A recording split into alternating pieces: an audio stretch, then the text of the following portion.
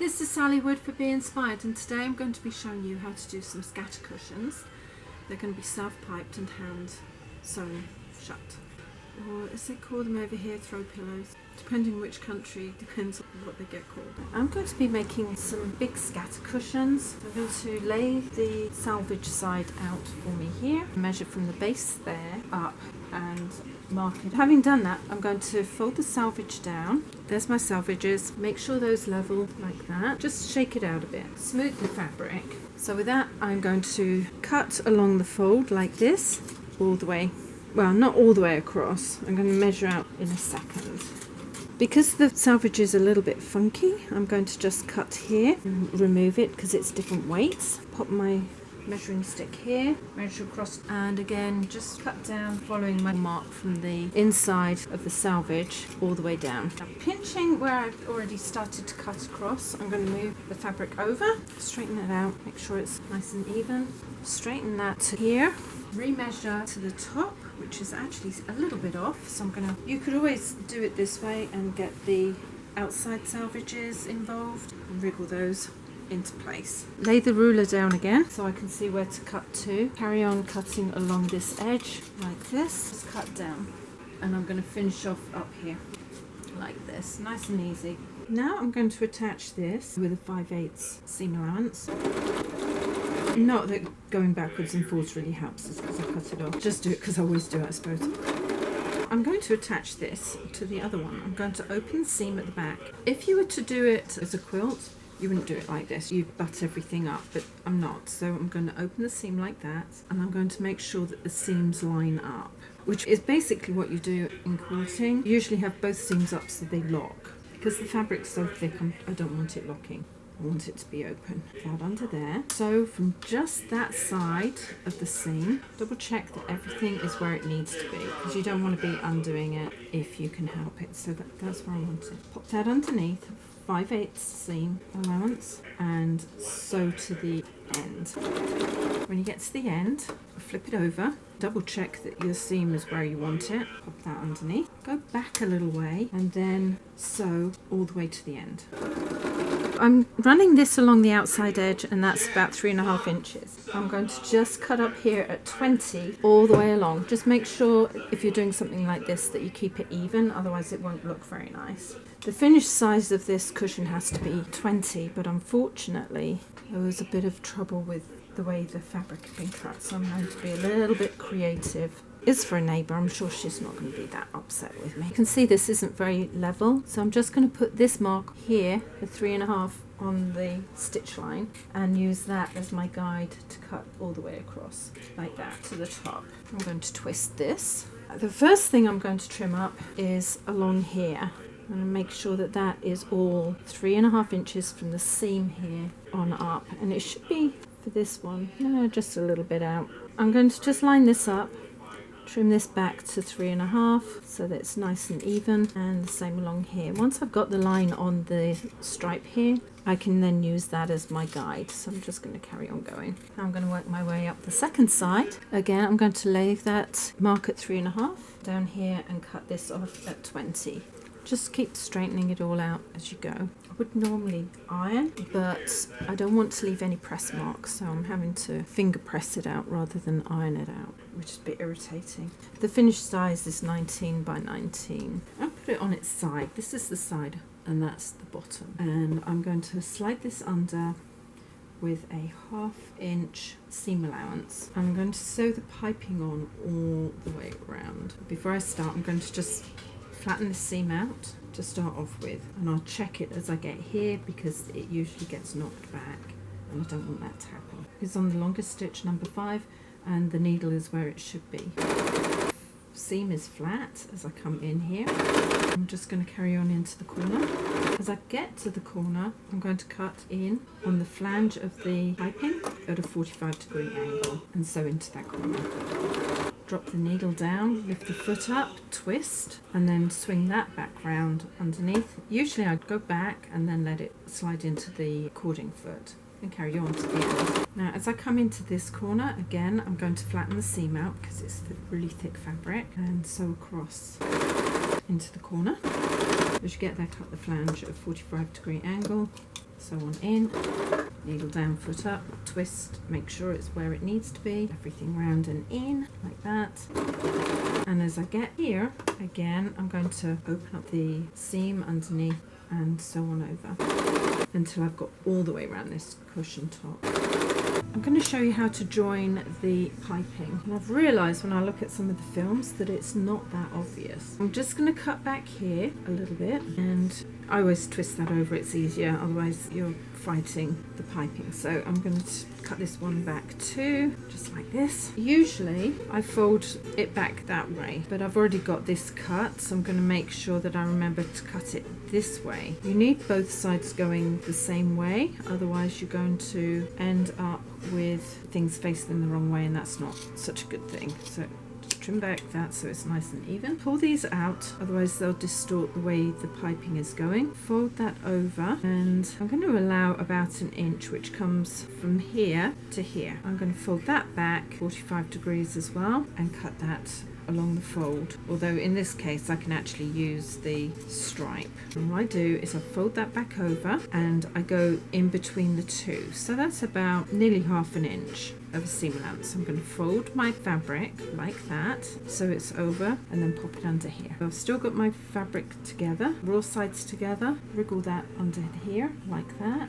Now I remember why I always do it the other way. So I'm going to sew from corner to corner where it crosses on a 2.6. Pull this open now and pull it out. Although there's a little bit of wrinkling, if you pull that flat without really pulling, you'll see that it will go in without any problems. The next thing I do is I fold that over. I usually prefer it to come further over than it does there, but I'm still going to cut it back at a 45-degree angle like that. Then I'm going to place that one on top and match it so that that folds behind.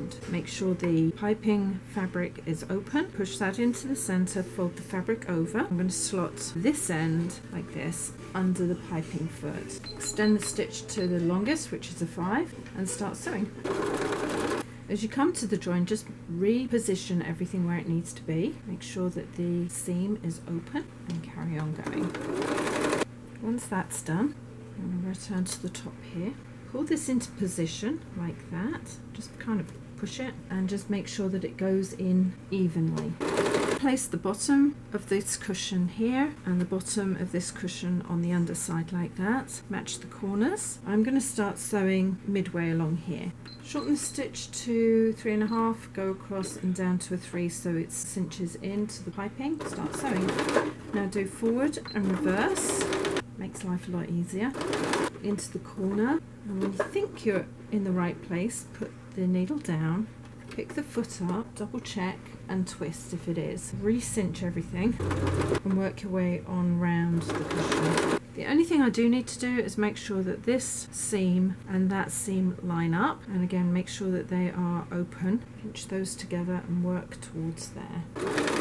When you get close, recheck and make sure it's already kicking back from the foot plate. Pop that back under there, pull that on top and sew. It doesn't have to be perfect because the piping will throw it slightly. Twist it around and carry on going. As I come around the last side, I've got this pattern here. Again, I'm going to open the seam allowance so it's flat. Sew over the seam and then backwards and forwards, just to keep everything where it needs to be. As you get closer, check that it's still flat. Now I've got this big opening for the pillow to go in. It's always easier if you push the pillow in half like that so that you can pop it into the opening, then just ease it up. And that often means turning it around and trying on all sides. Now once it's in, smush it around a bit, push all the corners into the corners.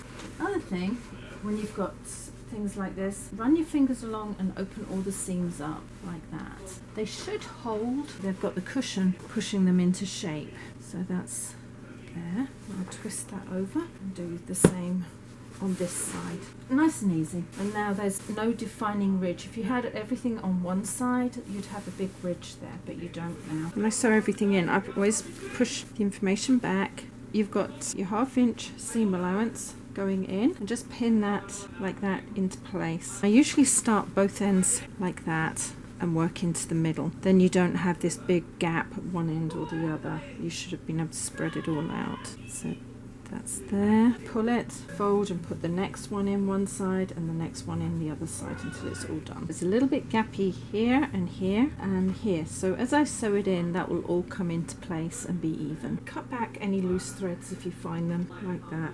Just cut them off. I usually go around afterwards, but if they're annoying me, I do it straight away. I've got my length of upholstery thread. To sew it shut, my thread, it's got a knot in the end. And I'm going to find the end here, so remove that, go in underneath the stitching. My stitching ends here, but I'm going to go about 1/2 inch back. That means there's no pressure on the beginning of my stitches. I go into the piping about 1/4 inch. If you want to, you can iron this into place. I usually don't bother. Then across to the cushion face side, about 1/4 inch, and then back across to the piping. It forms a ladder stitch. When you've got a few in, you just pull it tight. Then double check which side you're on, because this is something I sometimes get mixed up on. I'll do 2 on the same side. Back over, parallel, and then parallel on the opposite side until it's all sewn in. It's quite easy. Unfortunately, the light today is pretty crappy, so I'm hoping you can see this. I just need to get this to my neighbour before next week so I can start new projects. Now, any gapping will be pulled in. Sometimes it's just the way the pins go in that causes it to gap. But provided you've put your 1/2 inch seam allowance in, it should go in quite straight. I'm just sewing it on that folded edge. Pull it straight, then move to the next section. Double check again which side you're on. Easy to get confused. When you get close enough, move the next pin and carry on going. If you hold it where the pin came out, the seam will not roll, or shouldn't roll very much, so you'll keep in the right amount. Now I need to finish it off. I'm right at the end, there's no more stitch space. I'm going to go in to the piping and along, maybe about 1/2 inch, like that, pull it through. I go in just behind that stitch so it's invisible, or next to it, but not into it. There's no point in going into it. And again, about 1/2 inch forward, pull it through, and again just behind or next to it, and this time it's a generous 1/2 inch. That will not pull out, it's such a long thread. Trim that back against the piping. Go around and check to see all my threads are gone. I could have lined it up this way as well, but I didn't feel that that was a necessary part of this cushion. There's a thread, pull it and just snip it. Hopefully another happy customer, but you never know. Thank you for joining me today. I hope that I've imparted some useful information on how to put cushions together. I know I've done it before, but some people don't go all the way back to see old films, so I figured if I put something else out that's new, you might watch it. Please remember to subscribe and hit the bell button if you want to see more from me. Some thumbs up would be really good. Tells me how I'm doing, and if you like them. And in the meantime, take care. See you later. Ciao. Luna! Come on. Over here. Thank you for joining me today. Thank you for joining me today. Oh dear. Luna, go away.